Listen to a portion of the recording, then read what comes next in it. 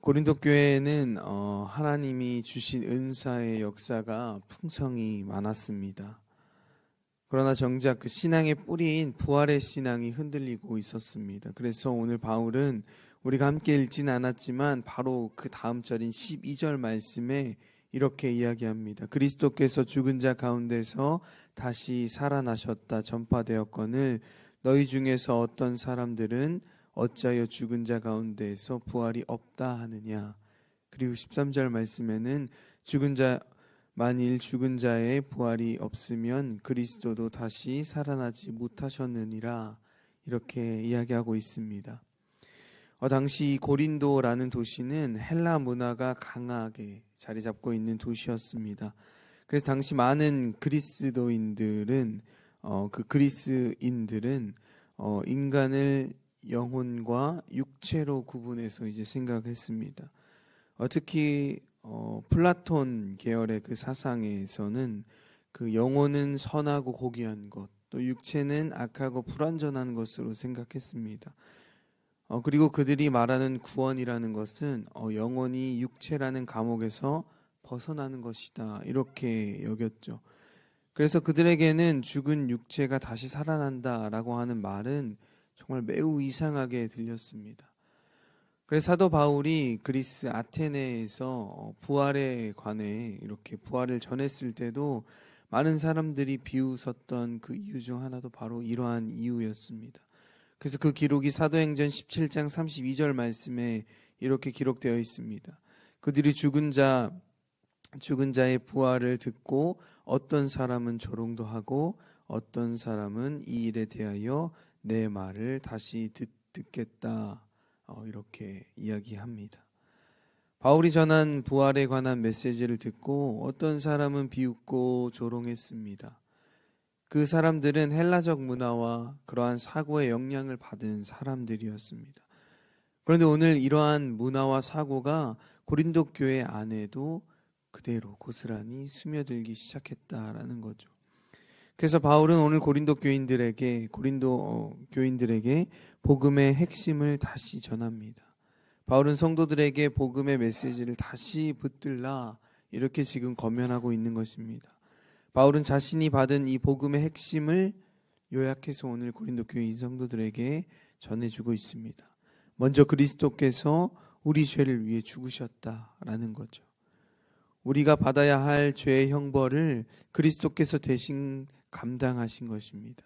또한 예수님은 실제로 장사되셨고, 또 이것은 예수님의 죽음이 분명한 역사적인 사실임을 우리에게 보여줍니다.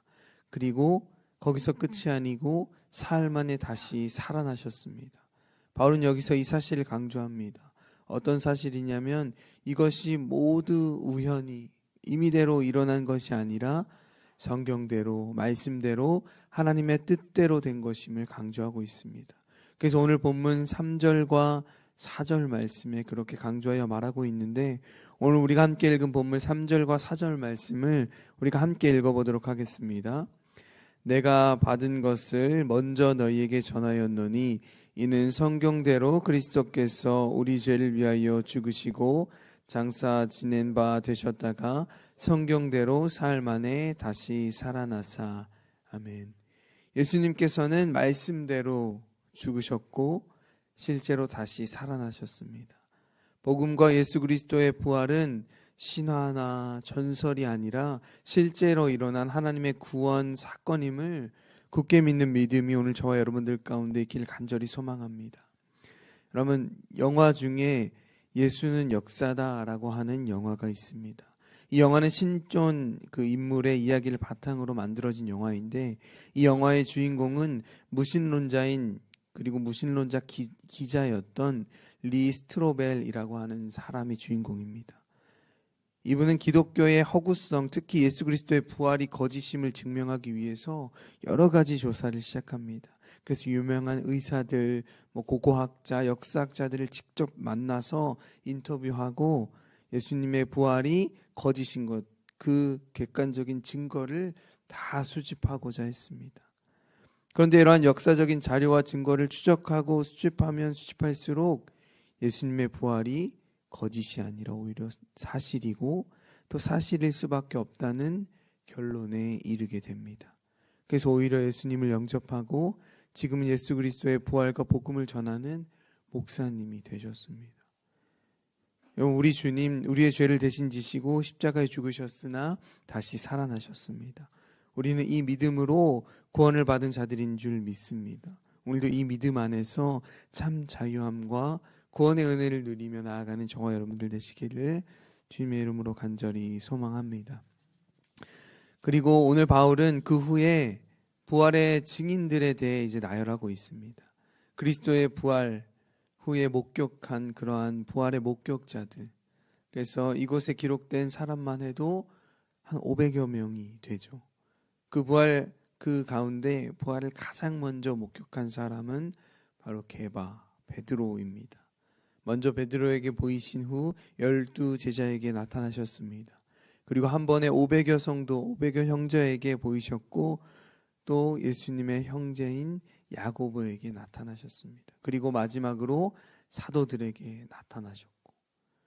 그런데 여러분, 여기서 재미난 점은 사도 바울이 수많은 사도들을 언급하면서 특별히 7절 말씀에는 야고보라고 꼭 그 야고보의 이름을 언급했다는 것입니다.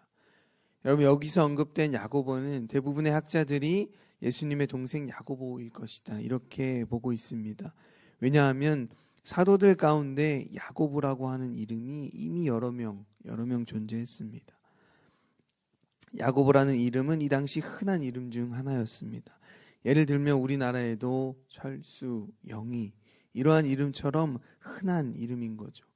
그래서 성경은 야고보라고 이름을 이렇게 이야기할 때 야고보를 구분하기 위해서 이렇게 다 기록합니다. 알페오의 아들 야고보, 또 세베대의 아들 야고보. 이렇게 누구의 아들 야고보로 이렇게 기록을 하고 있는데, 하지만 바울은 여기서 야고보를 누구의 아들 야고보 이렇게 쓰지 않고 딱히 어떤 특정 그렇게 누구의 아들이라고 칭하지 않고 야고보라고만 이야기해도 모든 사람들이 다 알 수 있는, 당시에 가장 유명했던 그 야고보는 바로 예루살렘 교회의 지도자였던 예수님의 동생 야고보였기 때문이죠. 그런데 바울이 여기서 야고보의 이름을 따로 언급한 이유가 있습니다. 그 이유는 예수님의 형제였던 야고보는 예수님의 공생애 동안 그분을 메시아로 믿지 않았습니다. 요한복음 7장 5절 말씀에 보면 이는 그 형제들까지도 예수를 믿지 아니함이러라 이렇게 기록합니다. 그리고 마가복음 3장 21절에 이렇게까지 기록합니다. 예수의 친족들이 듣고 그를 붙들러 나오니 이는 그가 미쳤다 함이러라. 예수님을 이해하지 못하는 그러한 모습이 성경에 기록되어 있습니다. 그 중에 한 명이 바로 예수님의 형제였던 야고보. 그러나 부활하신 주님은 야고보를 찾아가셔서 친히 그를 만나십니다. 주님을 만난 이후에 야고보는 예루살렘 교회의 지도자가 되었습니다. 그리고 결국 그는 복음을 위해 자신의 생명까지 내놓게 됩니다.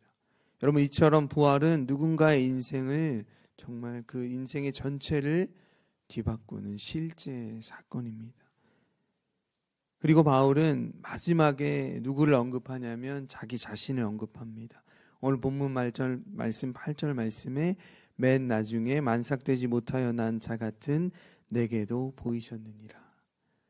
여러분, 바울은 자신이 만삭되지 못하여 난 자, 조사나 또는 정상적으로 태어나지 못한 아이다 라고 하는 이러한 매우 강한 표현을 사용해서 자신을 이야기합니다. 그 이유는 그만큼 자신은 사도의 자격이 없지만 주님께서 나를 불러주시고 또 나를 택해 주셔서 지금 내가 이 자리에 있음을, 사도의 사명을 감당하고 있음을 강조하여 말하고 싶었기 때문입니다. 그러면서 9절 말씀에는 이렇게 고백합니다. 나는 사도 중에 가장 작은 자라 내가 하나님의 교회를 박해하였으므로 사도라 칭함받기를 감당하지 못할 자니라. 여러분, 바울은 자신의 삶을 돌아보았을 때 예수님이 십자가에 달리실 때도 부활하셨을 때도 제자들과 함께 있지 않았습니다. 오히려 교회를 핍박하고 박해하던 사람이었습니다. 바울은 자신의 과거를 잊지 않았습니다. 스데반의 순교를 찬성했고 또 성도들을 감옥에 가두려고 했었고 교회를 무너뜨리려고 했었던 사람 중에 하나가 바로 자기 자신이었습니다. 그러나 지금은 부활의 주님을 만나고 그 주님의 부활과 복음을 전하는 사도의 자리에 서 있습니다. 그래서 자신을 만삭되지 못하여 난 자, 사도 중에 가장 작은 자, 이렇게 칭하고 있는 것이죠. 그래서 나는 원래 사도가 될 사람이 아닙니다. 나는 사도의 자리에 가장 부적합한 사람입니다. 말하고 있는 것입니다. 다메섹까지 그리스도인들을 체포하러 갈 만큼 그의 마음에는 분노와 사기가 대단했습니다. 그 사도행전 9장 1절 말씀에 이렇게 표현하죠. 위협과 살기가 등등하였다. 하지만 그 길에서 자신이 박해하고 부인하던 부활하신 예수 그리스도를 만났습니다. 예수님께서 그를 찾아와 만나주셨습니다. 그 후에 바울의 삶은 180도 달라졌습니다. 완전 다른 사람이 되어버렸습니다. 그래서 바울은 오늘 10절의 말씀으로 고백합니다.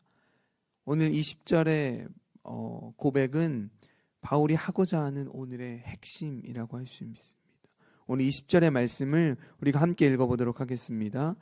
그러나 내가 나된 것은 하나님의 은혜로 된 것이니 내게 주신 그의 은혜가 헛되지 아니하여 내가 모든 사도보다 더 많이 수고하였으나 내가 한 것이 아니요 오직 나와 함께 하신 하나님의 은혜로다.